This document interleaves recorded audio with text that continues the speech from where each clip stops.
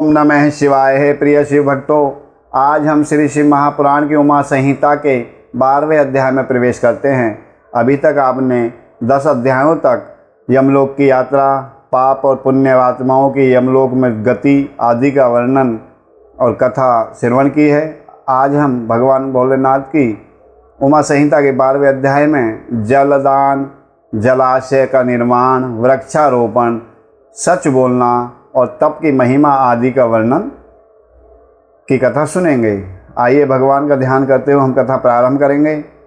ओम ध्याय नित्यम महेशम रजतगिरिनिभं चारु चंद्रावतंसम रत्नाकल्पोज्ज्वलांग परशु मृगवराभीति हस्तं प्रसन्नं पद्मसीनं समन्तात् स्तुतं मर्गरेण व्याघ्रकृतिं वसानं विश्वाद्यं विश्वबीजं निखिलविहरणं पंचवक्त्रं त्रिनेत्रकं श्री शिवाय नमस्तुभ्यं। हर हर महादेव। आइए कथा प्रारंभ करते हैं। सनत कुमार जी कहते हैं, हे व्यास जी, जलदान सबसे श्रेष्ठ है। जल से बड़ा कोई दान नहीं है। वह सब दानों में सदा उत्तम है, क्योंकि जल सभी जीव समुदाय को तृप्त करने वाला कहा जाता है। इसके विषय में लिखा है, पानीय दानम परमं दानानाम उत्तमं तदा सर्वेषा जीव पुंजानाम तर्पणम जीवनमृतम। इसलिए बड़े बड़े स्नेह के साथ अनिवार्य रूप से कृपादान यानी कि पौंसला चलाकर दूसरों को पानी पिलाने का प्रबंध करना चाहिए। जलाशय का निर्माण इस लोक और परलोक में भी महान आनंद की प्राप्ति कराने वाला होता है। ये सत्य है, इसमें बिल्कुल भी झूठ नहीं है, इसमें संशय नहीं है। इसलिए मनुष्य को चाहिए कि वह कुआं, बावड़ी, तालाब बनवाए। कुएं में जब पानी निकल आता है तब वह पापी पुरुष के पाप कर्म का आधा भाग हर लेता है तथा सत्कर्म में लगे हुए मनुष्य के सदा समस्त पापों को हर लेता है। जिसके खुदवाए हुए जलाशय में गाय, ब्राह्मण, साधु पुरुष सदा पानी पीते हैं, वह अपने सारे वंश का उद्धार कर देता है। जिसके जलाशय में गर्मी के मौसम में भी अनिवार्य रूप से पानी टिका रहता है, वह कभी दुर्गम एवं विषम संकट को प्राप्त नहीं होता। जिसके पोखरे में केवल वर्षा ऋतु में जल ठहरता है, उसे प्रतिदिन अग्निहोत्र करने का फल प्राप्त होता है, ऐसा ब्रह्मा जी का कथन है। जिसके तड़ाग में शरत काल तक जल ठहरता है, उसे सहस्त्र गौ दानों का फल प्राप्त होता है, इसमें संशय नहीं है। जिसके तालाब में हेमंत और शिशिर ऋतु तक पानी मौजूद रहता है, वह बहुत सी स्वर्ण मुद्राओं की दक्षिणा से युक्त यंत्र का फल प्राप्त करता है, यज्ञ का फल प्राप्त करता है। जिसके सरोवर में बसंत और ग्रीष्म काल तक पानी बना रहता है, उसे अति रात्र और अश्वमेघ यज्ञों का फल प्राप्त होता है, ऐसा मनीषी महात्माओं का कथन है। हे मुनिवर व्यास जी, जीवों को तृप्ति प्रदान करने वाले जलाशय के उत्तम फल का वर्णन किया गया है। अब वृक्ष लगाने में जो गुण हैं उनका वर्णन सुनो। जो वीराने में और दुर्गम स्थानों में वृक्ष लगाता है, वह अपनी बीती तथा आने वाली संपूर्ण पीढ़ियों को तार देता है। क्या है? जो वीराने में और दुर्गम स्थानों में वृक्ष लगाता है, वो अपनी बीती हुई तथा आने वाली संपूर्ण पीढ़ियों का उद्धार कर देता है। इसलिए वृक्ष अवश्य लगाना चाहिए। इस विषय में कहा है, अतीतानागतान सर्वान् पितृवंशास्तु तारयेत् कांतारे वृक्षरोपी यतस्तमाद् वृक्षास्तु रोपयेत्। अर्थात वृक्ष लगाना अवश्य चाहिए। ये वृक्ष लगाने के पुत्र होते हैं, इसमें संशय नहीं है। वृक्ष लगाने वाला पुरुष परलोक में जाने पर अक्षय लोकों को पाता है। पोखरा खुदवाने वाला, वृक्ष लगाने वाला और यज्ञ कराने वाला जो द्विज है, वह तथा दूसरे सत्यवादी पुरुष ये स्वर्ग से कभी नीचे नहीं गिरते। सत्य ही पर ब्रह्म है, सत्य ही परम तप है, सत्य ही श्रेष्ठ यज्ञ है और सत्य ही उत्कृष्ट शास्त्र ज्ञान है। सोए हुए पुरुषों में सत्य ही जागता है, सत्य ही परम पद है, सत्य से ही पृथ्वी टिकी हुई है और सत्य में ही सब कुछ प्रतिष्ठित है। तप, यज्ञ, पुण्य, देवता, ऋषि और पितरों का पूजन, जल और विद्या, ये सब सत्य पर ही अवलंबित हैं। सबका आधार सत्य ही है। सत्य ही यज्ञ, तप, दान, मंत्र, सरस्वती देवी तथा ब्रह्मचर्य है। ओंकार भी सत्य ही का रूप है। सत्य से ही वायु चलती है, सत्य से ही सूर्य तपता है, सत्य से ही आग जलती है, और सत्य से ही स्वर्ग टिका हुआ है। लोक में संपूर्ण वेदों का पालन तथा संपूर्ण तीर्थों का स्नान केवल सत्य से सुलभ हो जाता है। सत्य से सब कुछ प्राप्त होता है, इसमें संशय नहीं है। एक सहस्र अश्वमेघ, एक सहस्र अश्वमेघ और लाखों यज्ञ एक और तराजू पर रखे जाएं और दूसरी ओर सत्य हो तो सत्य का ही पल्ला भारी होगा। देवता, पितृ, मनुष्य, नाग, राक्षस तथा चराचर प्राणियों सहित लोक में सत्य ही प्रसन्न होते हैं, सत्य से ही प्रसन्न होते हैं। सत्य को परम धर्म कहा गया है, सत्य को ही परम पद बताया गया है और सत्य को ही परब्रह्म परमात्मा कहते हैं। इसलिए सदा सत्य बोलना चाहिए। इस विषय में कहा गया है, सत्यमेव परमं ब्रह्म सत्यमेव परम तपः सत्यमेव परो यज्ञः सत्यमेव परम श्रुतम् सत्यं सप्तेषु जागरति सत्यं च परमं पदम् सत्येनैव धृता पृथ्वी सत्ये सर्वं प्रतिष्ठितम् तपो यज्ञश्च पुण्यं च देव ऋषि पितृपूजने आपो विद्या च ते सर्वे सर्वं सत्ये प्रतिष्ठितम् सत्यं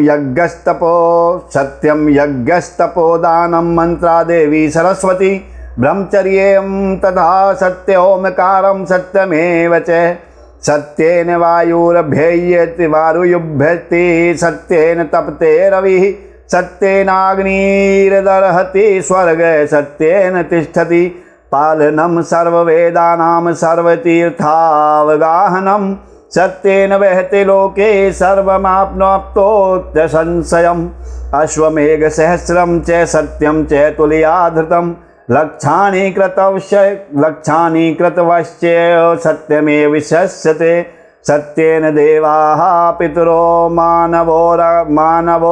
मानवो राक्षसा प्रियन्ते सत्यते सर्वे लोकाश्च चराचराः सत्यमाहु परमं धर्मं सत्यमाहु परम पदम् सत्यमाहु परम परब्रह्मा तस्मात् सत्यम सदा वदेत्। सत्य की इतनी महिमा है, सत्य ही बोलना चाहिए, सत्य ही सुनना चाहिए, सत्य पर ही टिके रहना चाहिए। जो इन सब चीज़ों का, जो सत्य का पालन करने वाला है, वह मनुष्य सदा इस लोक में, परलोक में, सभी लोगों में परम पद को प्राप्त करता है। सत्यपरायण मुनि अत्यंत दुष्कर तप करके स्वर्ग को प्राप्त हुए हैं तथा सत्य धर्म में अनुरक्त रहने वाले सिद्ध पुरुष भी सत्य से ही स्वर्ग के निवासी बने हैं। अतः सदा सत्य बोलना ही चाहिए। सत्य से बढ़कर दूसरा कोई धर्म नहीं है। सत्य रूपी तीर्थ अगाध विशाल सिद्ध एवं पवित्र जलाशय है। शिव सत्य हैं, उसमें योग युक्त होकर मन के द्वारा स्नान करना चाहिए। सत्य को परम पद कहा गया है। जो मनुष्य अपने लिए, दूसरों के लिए अथवा अपने बेटे के लिए भी झूठ नहीं बोलते, वे ही स्वर्गगामी होते हैं। वेद, यज्ञ तथा मंत्र ये ब्राह्मणों में सदा निवास करते हैं, परंतु असत्यवादी ब्राह्मणों में इनकी प्रतीत नहीं होती। अतः सदा सत्य बोलना चाहिए। तदनंतर तप की बड़ी भारी महिमा बताते हैं। सनत कुमार जी ने कहा कि तप की महिमा कुछ इस प्रकार है। मुने, संसार में ऐसा कोई सुख नहीं जो तपस्या के बिना सुलभ होता हो। तप से ही हमें सुख मिलता है, तप से ही सारा सुख प्राप्त होता है। इस बात को वेदवेत्ता पुरुष जानते हैं। ज्ञान, विज्ञान, आरोग्य, सुंदर रूप, सौभाग्य तथा शाश्वत सुख तप से ही प्राप्त होता है। तपस्या से ही ब्रह्मा बिना परिश्रम के ही संपूर्ण विश्व की सृष्टि करते हैं। तपस्या से ही विष्णु जी इसका पालन करते हैं। तपस्या के बल से ही रुद्र इसका संहार करते हैं तथा तप के प्रभाव से ही शेष अशेष भूमंडल को धारण करते हैं। बोलो श्री शिवाय नमस्तुभ्यम। अब हम 13वें अध्याय में वेद और पुराणों के स्वाध्याय तथा विविध प्रकार के दान की महिमाओं का वर्णन सुनेंगे। वेद और पुराणों का स्वाध्याय करने से क्या लाभ होते हैं। सनत कुमार जी कहते हैं, मुनि, जो वन में जंगली फल फूल खाकर तप करता है और जो वेद की एक ऋचा का स्वाध्याय करता है, इन दोनों का फल समान होता है। श्रेष्ठ द्विज वेद्याध्ययन से जिस पुण्य को पाता है, उससे दूना फल वह उस वेद को पढ़ाने से पाता है। मुनि, जैसे चंद्रमा और सूर्य के बिना जगत में अंधकार छा जाता है, उसी प्रकार पुराण के बिना ज्ञान का आलोक नहीं रह जाता। अज्ञान का अंधकार छाया रहता है, इसलिए सदा पुराण का अध्ययन करना चाहिए। अज्ञान के कारण नरक में पड़कर सदा संतप्त होने वाले लोग को जो शास्त्र का ज्ञान देकर समझाता है, वह पुराण वक्ता अपनी इसी महत्ता के कारण सदा पूजनीय हो जाता है। जो साधु पुरुष पुराण वक्ता विद्वान को दान का पात्र समझकर बड़ी प्रसन्नता के साथ उसे उत्तमोत्तम वस्तुएं देता है, वह परम गति को प्राप्त होता है। जो सुपात्र ब्राह्मण को भूमि, गाय, रथ, हाथी और सुंदर घोड़े देता है, उसके पुण्य फल का वर्णन सुनो। वह इस जन्म में और परलोक में भी संपूर्ण अक्षय मनोरथों को पा लेता है तथा अशुभ मेघ यज्ञ के फल का भी भागी होता है। मुनीश्वर, जो पुरुष भगवान शिव की कथा सुनता है, वह कर्मों के विशाल वन को जलाकर संसार से तर जाता है।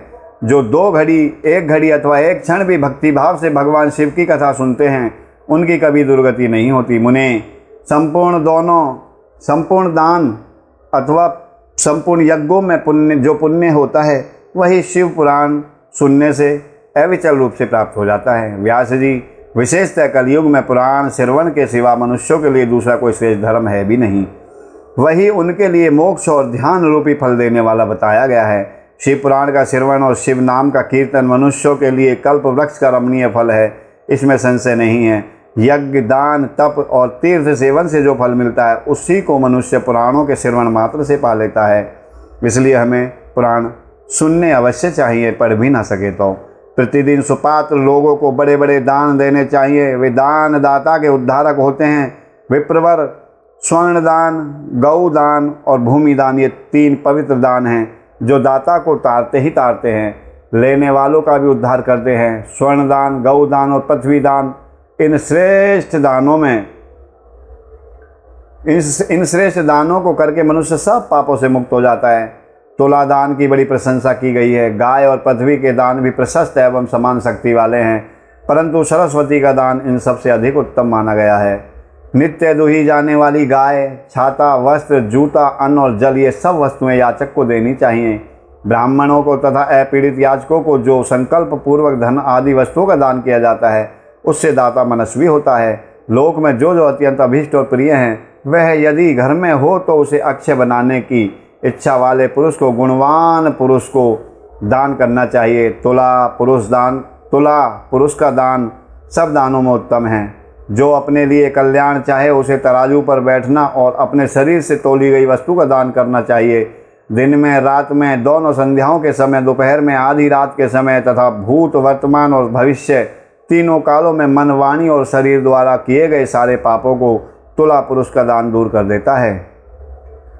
इसके बाद ब्रह्मांड दान का महात्म्य एवं ब्रह्मांड का वर्णन करके सनत कुमार जी ने कहा, मुनिवरों, मैं श्रेष्ठ व्यास पाताल लोक से ऊपर जो नरक है, उनका वर्णन मुझसे सुनो। पापी पुरुष उन्हीं में यातनाएं भोगते हैं। रौरव, शूकर, रोध, ताल, विवसन या विषसन, महाज्वाल, तप्त कुंभ, लवण, विलोहित, पीप बहाने वाली वैतरणी, कृमि या कृमीश, कृमि भोजन, कृष्ण, असी पत्रवन, दारुण, लालाभक्ष, पूय, वह पाप, वहिंज्वाल, अधशिरा, सदंस, कालसूत्र, तमस, अवीची, रोधन, स्वभोजन, अप्रतिष्ठ, महारौरव और शालमली इत्यादि बहुत से दुखदायक नरक वहाँ हैं।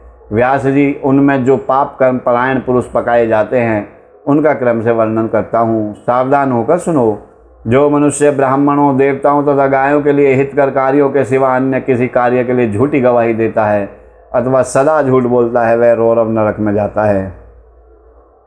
जो भ्रूण हत्या यानी कि गर्भस्थ शिशु की हत्या और सोने की चोरी करने वाला होता है, गाय को कटघरे में बंद करने वाला होता है, विश्वासघाती, शराबी, ब्रह्म हत्यारा, दूसरों के द्रव्य का अपहरण करने वाला तथा इन सब का संगी है, वह मरने पर तप्त कुंभ नामक नरक में गिराया जाता है।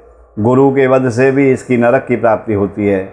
बहन, माता, गाय और पुत्री का वध करने से भी तप्त कुंभ में ही गिरना पड़ता है। साध्वी स्त्री को बेचने वाला, अधिक ब्याज लेने वाला, केश विक्रिय करने वाला तथा अपने भक्त को त्याग देने वाला, ये सब पापी तप्त लोह नामक नरक में पकाए जाते हैं। जो नराधम गुरुजनों को अपमान करने वाला तथा उनके प्रति दुर्वचन बोलने वाला है और जो वेद की निंदा करने वाला, वेद बेचने वाला तथा अगम्य स्त्री से संभोग करने वाला है, वे सब के सब लवण नामक नरक में गिराए जाते हैं।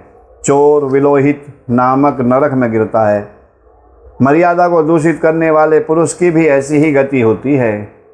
जो पुरुष देवता, ब्राह्मण, पितृगण से द्वेष करने वाला होता है, जो रत्न को दूषित, वो रत्नों में मिलावट करता है, वह कृमि भक्ष नामक नरक में गिरता है।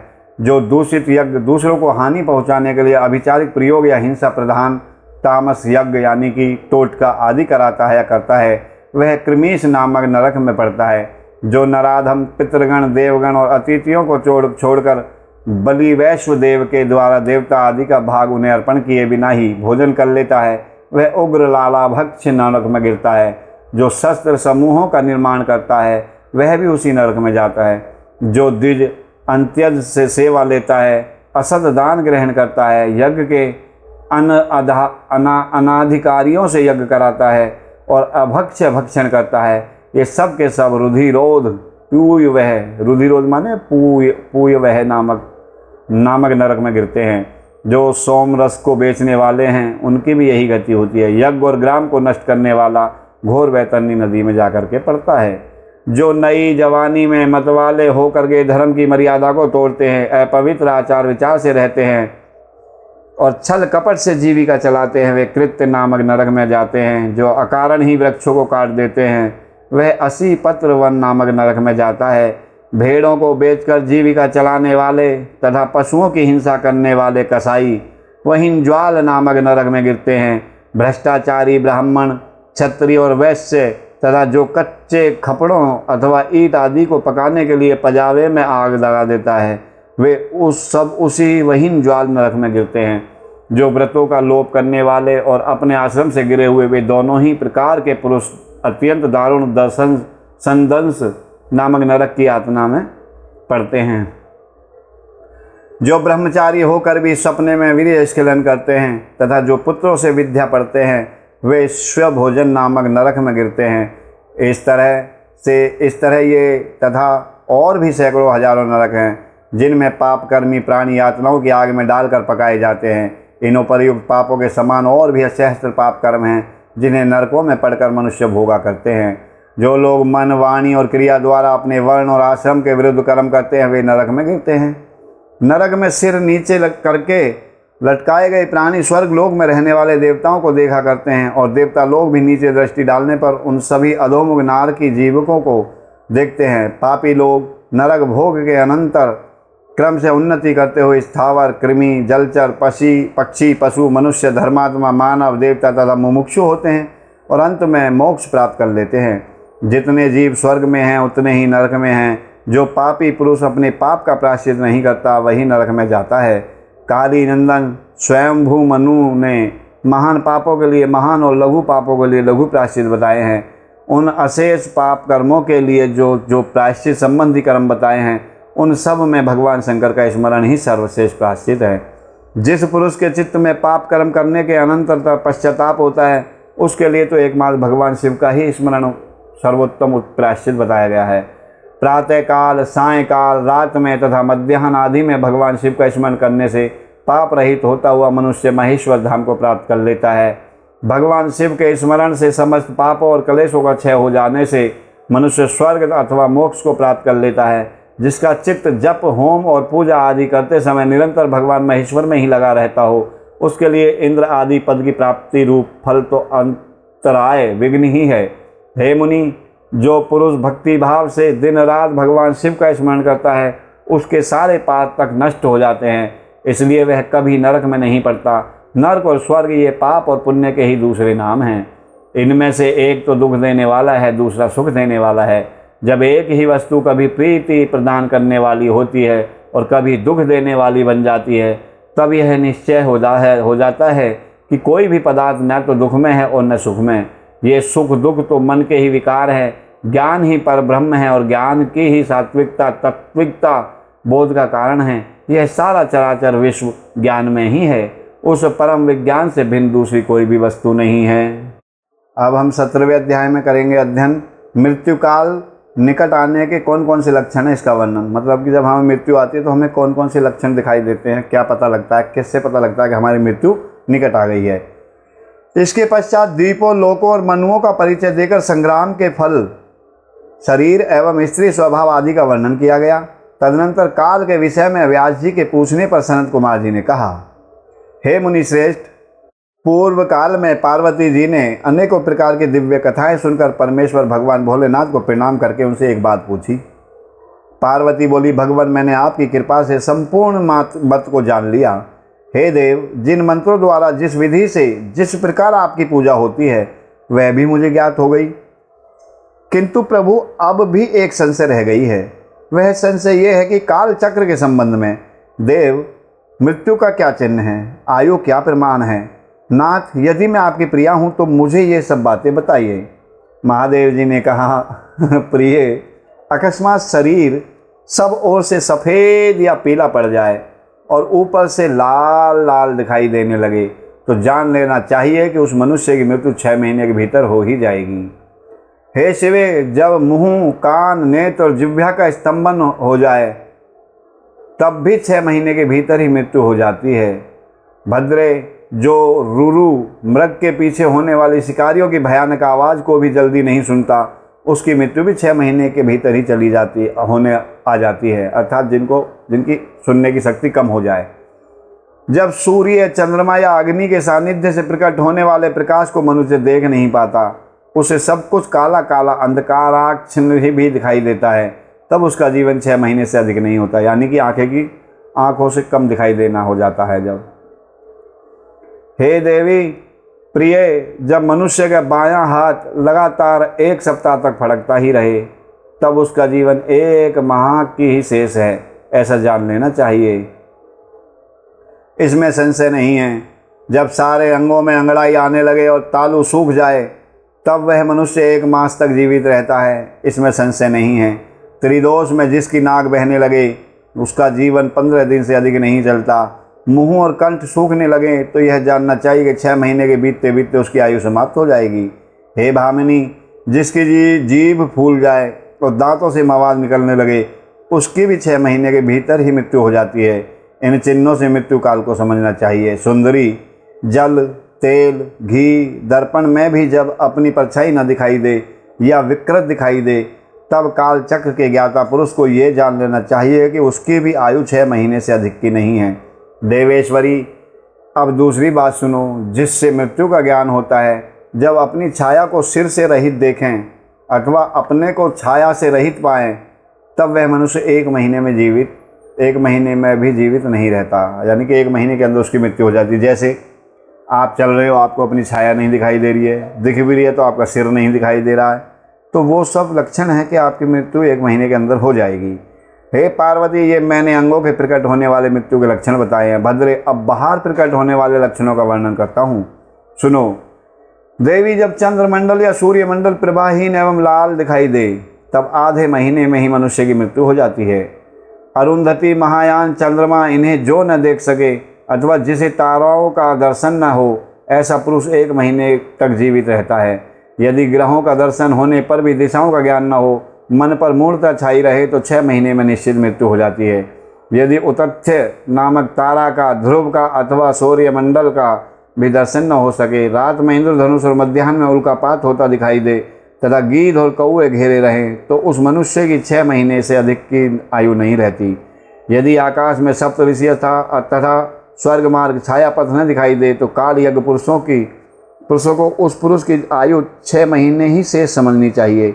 जो अकस्मात सूर्य और चंद्रमा को राहु से ग्रस्त देखता है और संपूर्ण दिशाएं जिसे घूमती दिखाई देती हैं वह अवश्य ही 6 महीने में मर जाता है। यदि अकस्मात नीली मक्खियां आकर पुरुष को घेर ले तो वास्तव में उसकी आयु 1 महीने की ही शेष जानी चाहिए। यदि गीध, कौवा अथवा कबूतर सिर पर चढ़ जाए या सिर में चोंच मारकर या सिर के ऊपर से उतर जाए तो वह पुरुष शीघ्र ही 1 माह के अंदर मर जाता है, इसमें संशय नहीं है। हर हर महादेव। तो ये थे मृत्यु आने से पहले के लक्षण। हे प्रिय शिव भक्तों, हम आज की कथा को यहीं विश्राम देते हैं और भगवान भोलेनाथ की आरती करते हुए कथा को विश्राम देंगे। आइए आरती करते हैं। हर हर महादेव। ओम जय शिव ओंकारा, भोले हर शिव ओंकारा, ब्रह्मा विष्णु सदा शिव, भोले भोलेनाथ महाशिव। अर्धांगी धारा। ओम हरे हरे हरे महादेव। एकानन चतुरानन पंचानन राजे, भोले पंचानन राजे। हंसानन गरुड़ासन, हंसानन गरुड़ासन, वृषवाहन साजे। ओम हरे हरे हरे महादेव। दो भुज चार चतुर भुज, दस भुज थे सोहे, भोले दस भुज थे सोहे। तीनों रूप निरखता, भोले जी का रूप निरखता, त्रिभुवन जन मोहे। ओम हरे हरे हरे महादेव। अक्षय माला वन माला, मुंड माला धारी। ओ भोले मुंड माला धारी। चंदन चंदन मृग मधु सोहे, चंदन मृग मधु सोहे, भाले शशिधारी। ओम हरे हरे हरे महादेव। श्वेतांबर पीतांबर बाघांबर अंगे, भोले बाघांबर अंगे। सनकादिक ब्रह्मादिक, सनकादिक ब्रह्मादिक, भूतादिक संगे। ओम हरे हरे हरे महादेव। कर में मध्य कमंडल चक्र त्रिशूल धरता, भोले चक्र त्रिशूल धरता। जग करता जग हरता, सुख करता दुख हरता, जग पालन करता। ओम हरे हरे हरे महादेव। ब्रह्मा विष्णु सदा शिव जानत अविवेका, भोले जानत अविवेका। प्रणवाक्षर के मध्य, ओमाक्षर के मध्य, ये तीनों एका। ओम हरे हरे हरे महादेव। काशी में विश्वनाथ विराजे, नंदी ब्रह्मचारी, भोले नंदी ब्रह्मचारी। नित उठ भोग लगावे, भोले जी का दर्शन पावे, महिमा अति भारी। ओम हर हर हर महादेव। लक्ष्मी वर गायत्री, पार्वती के संगे, भोले पार्वती के संगे। अर्धांगिनी ओ भोला लहरी, अर्धांगिनी ओ शिव लहरी, सिर सोहत गंगे। ओम हरे हरे हरे महादेव। पार्वती पर्वती पे विराजे, भोले कैलासा, मेरे बाबा कैलासा। आके धतूर का भोजन, आके धतूर का भोजन, भस्मी में वासा। ओम हरे हरे हरे महादेव। त्रिगुण स्वामी जी की आरती जो कोई नर गावे, भोले प्रेम सहित गावे। कहत शिवानंद स्वामी, मन भजत हरि हर स्वामी, मन वांछित फल पावे। ओम हरे हरे हरे महादेव। ओम जय शिव ओंकारा, भोले हर शिव ओंकारा। भोला पार्वती का प्यारा, शिव ओढ़े मृग छाला, शंभु पीते भंग प्याला, भोले रहते मत वाला। जटा में गंगा विराजे, मस्तक पे चंद्रमा सोहे, आसन मृग छाला। ओम हरे हरे हरे महादेव। ओम नमः शिवाय। कर्पूर गौरम करुणावतारम, संसार सारम भुजगेन्द्रहारम, सदा वसंतम हृदयारविंदे भवम भवानी सहितं नमामि। त्वमेव माता च पिता त्वमेव, त्वमेव बन्धुश्च सखा त्वमेव, त्वमेव वेद्या द्रविणं त्वमेव, त्वमेव सर्वं मम देव देवा। गुरुर्विष्णु गुरुर्ब्रह्मा गुरुर्देवो महेश्वरा, गुरुर्साक्षात् परब्रह्मा तस्मै श्री गुरुवे नमः। सर्वे भवन्तु सुखिनः, सर्वे सन्तु निरामया, सर्वे भद्राणि पश्यन्ति मा फलेषु कदाचन। ओम धो शांति अंतरिक्ष, ओम शांति पृथ्वी, शांतिराप शांतिरोज वनस्पतिर्विश्वदेवा शांति, ब्रह्म शांति, सामा शांति रेधि। ओम शांति शांति शांति, सर्वारिष्टा सुशांतिर्वतु। नमो नमः। आवाहं न जानामि विसर्जनम, पूजा चैव न जानामि क्षमस्व परमेश्वरम। मंत्रहीनं क्रियाहीनं शक्तिहीनं सुरेश्वरम।